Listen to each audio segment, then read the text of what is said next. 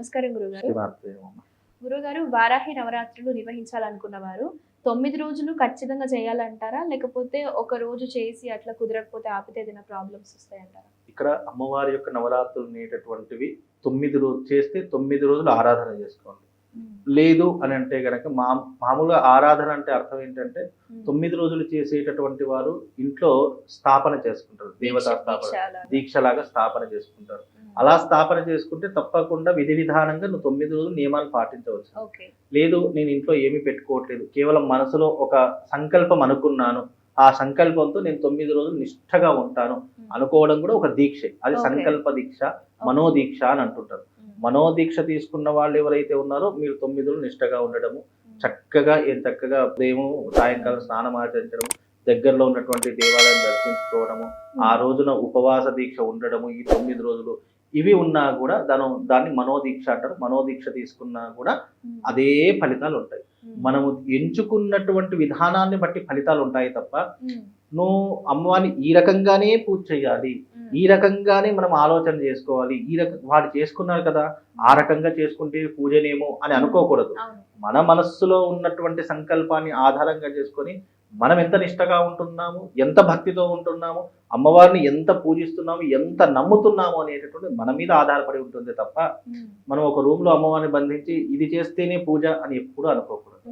నీకు నమ్మకం ఉన్నటువంటిది ప్రతిదీ కూడా అమ్మవారి యొక్క విధానమే. కాబట్టి నువ్వు ఏ విధానాన్ని అలవాటు చేసుకుంటావు అనేది నీ మీద ఆధారపడి ఉంటుంది. ఓకే. అంటే ఇప్పుడు మాలాంటి వాళ్ళకి చాలా మందికి సందేహాలు ఉన్నాయన్నమాట. అంటే ఖచ్చితంగా పటం పెట్టాలి, ఫోటో పెట్టాలి, నైవేద్యాలు సమర్పించాలి.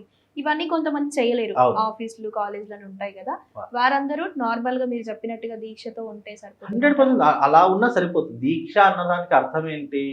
నువ్వు అమ్మవారిని ఏ రకంగా ఆలోచన చేసుకుంటున్నావు, ఏ రకంగా నువ్వు అమ్మవారిని విశ్వసిస్తున్నావు, ఏ రకంగా అమ్మవారిని నువ్వు పూజిస్తున్నావు. నీకు ఒక విషయం తెలుసమ్మా, అమ్మవారిని ఆరాధించుకోవడానికి నువ్వు ఏం చేయకపోయినా నువ్వు ఇక్కడ కూర్చున్నావు, ఆ కూర్చున్న సమయంలో అమ్మవారి యొక్క పేరు ఒక 10 సార్లు తలుచుకున్నా దానికంటే గొప్ప దీక్ష ఇంకోటి లేదు.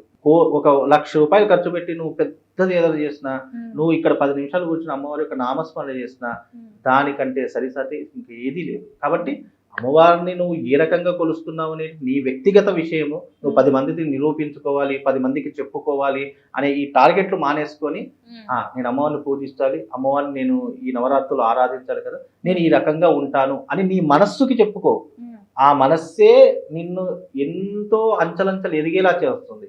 అంతే తప్ప నేను ఈ రోజు నవరాత్రులు అండి నేను ఇది ఉన్నాను అవన్నీ 10 మందితో చెప్పాల్సిన పని లేదు. నీ మనస్సుకు చెప్పుకొని మనసా వాచా కర్మన నీ మనస్సంకల్పాన్ని నువ్వు పూర్తి చేసుకొని నేను ఈ రోజు ఈ నవరాత్రులు ఇలా ఉంటానని నీ అంతట నువ్వు అనుకొని ఉంటే చాలు. అది దానికంటే గొప్ప దీక్ష ఇంకోటి లేదు. కాబట్టి మనస్సు, సంకల్పము, కోరిక ఈ 3 నువ్వు అనుకొని ఉన్నావంటే అది దీక్షతో సమానమే. ఇంకోటి ఏంటంటే బట్టలు, మాల ఇవన్నీ వేసుకోవాలనేది ఎక్కడా కూడా లేదు.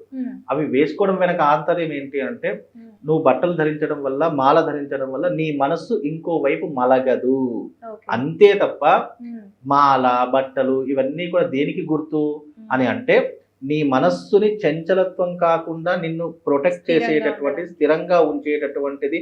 అయ్యో నువ్వు ఏదైనా తప్పు చేద్దాము అని అంటే నీ ఒంటి మీద వేసుకున్న బట్టలు నేను పదే పదే గుర్తు చేస్తాయి, నీ మాల పదే పదే గుర్తు చేస్తుంది. అందుకనే అవి సిస్టమేటిక్ గా ఉండాలి. ఇప్పుడు పోలీస్ అధికారి పోలీస్ డ్రెస్ వేసుకుంటేనే విలువ. అలాగే ఒక ఏదైనా అమ్మవారి దీక్ష తీసుకున్నా లేదంటే స్వామివారి దీక్ష తీసుకున్నా అవన్నీ నీకు ఏం చేస్తాయంటే ప్రొటెక్ట్ చేస్తూ ఉంటాయి. ఎదుటి వారు నిన్ను ఏదైనా అనాలన్నా కూడా కొంచెం భయపడుతూ ఉంటారు. నిన్ను రక్షణ కవచంగా ఉంచేటటువంటివే దీక్షా వస్త్రాలు. నువ్వు దీక్షా వస్త్రాలు వేసుకున్నా వేసుకోకపోయినా నువ్వు ఏ రకంగా ఉన్నావు అన్నటువంటిదే ఈ సృష్టికి నీకు కావాల్సినటువంటి మూలం. అది నువ్వు గుర్తు పెట్టుకుంటే ఏదైనా చేసుకోవచ్చు. ఓకే. అంటే పెళ్లి కాని వారైనా, పిల్లలైనా ఎవరైనా నిర్వహించుకోవచ్చు. ఎవరైనా చేసుకోవచ్చు. దానికి చిన్న చితక ముసలి ఏమీ ఉండదు. ఎవరైనా చేసుకోవచ్చు. పెళ్లి అయిన వాళ్ళు చేసుకోవచ్చు, పెళ్లి కాని వాళ్ళు. ఇప్పుడు ఒక్కొక్క మనిషికి ఒక్కొక్క కోరిక ఉంటుంది. అందరికీ ఒకే రకమైన కోరిక ఉండదు. కొంతమందికి పెళ్లి కావాలంటుంది, కొంతమందికి డబ్బు కావాలంటుంది, కొంతమందికి లగ్జరీ లైఫ్ కావాలి, కొంతమందికి సెలబ్రిటీ స్టేటస్ కావాలి. ఇలా ఒక్కొక్క వాళ్ళ స్థాయికి తగ్గట్టు కోరికలు ఉంటాయి. ఆ కోరిక నువ్వు మనసులో చెప్పుకొని, ఆ సంకల్పాన్ని మనసులో చెప్పుకొని, కొంతమందికి విద్యార్హత కావాలి, కొంతమందికి మంచి జాబ్ రావాలి, ఐఏఎస్ కావాలి, ఐపీఎస్ కావాలి, ఇలా కోరికలు అనేక రకాలుగా ఉంటాయి. నువ్వు ఏ కోరికతో చేస్తున్నావో ఆ కోరిక మనసులో చెప్పుకొని, అమ్మా తల్లి నేను ఈ రకంగా ఈ సంవత్సరం కావాలని కోరుకుంటున్నాను, నీ దీక్ష తీసుకుంటున్నాను, నీ దీక్ష వల్ల నాకున్నటువంటి నెగిటివిటీ అంతా తొలగిపోయి నేను అనుకున్న కోరిక తొందరగా నెరవేరాలి అనేటటువంటి మనసులో చెప్పుకొని చేసావంటే ఆ తల్లి నీ కోరిక నిస్వార్థమై ఉన్నది, నీ కోరికలో ఎలాంటి మోసం లేదు, ఎలాంటి ఇబ్బంది లేదు, ఆ కోరిక వల్ల ఎదుటి వారికి అపాయం లేదు అని అంటే ఆ తల్లి తప్పకుండా ఆ కోరిక నెరవేరుస్తుంది. ఓకే, అంటే గురువు గారు ఈ వారాహి నవరాత్రుల దీక్ష ఒక సంవత్సరం మొదలు పెట్టాము, ఇలా కంటిన్యూస్ గా ఎన్ని సంవత్సరాలు చేయాలని ఉంటుంది? అట్లా ఏం లేదు. అమ్మవారి యొక్క దీక్ష ఇన్ని సంవత్సరాలు చేయాలి, అన్ని సంవత్సరాలు చేయాలి, ఇన్ని రోజులు చేయాలని ఏం లేదు. నీ స్తోమత నువ్వు ఎన్ని సంవత్సరాలు చేయాలనుకుంటే అన్ని సంవత్సరాలు.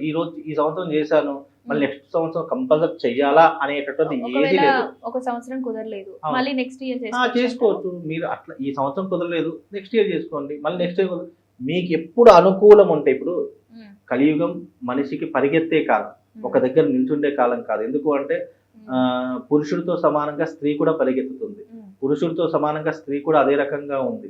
కాబట్టి ఇక్కడ ఎవరిని చిన్నచూపు చూసేది లేదు, ఎందుకంటే ఎవరి పనులు వాళ్ళకే ఉన్నాయి.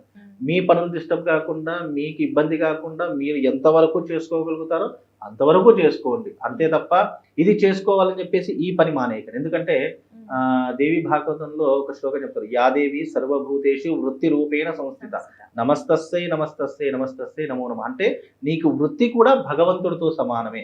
అలాగని వృత్తిని నువ్వు నెగ్లెక్ట్ చేసి నేను భగవంతుని ఇది చేస్తున్నాను ఎప్పుడు కూడా అనుకోదు.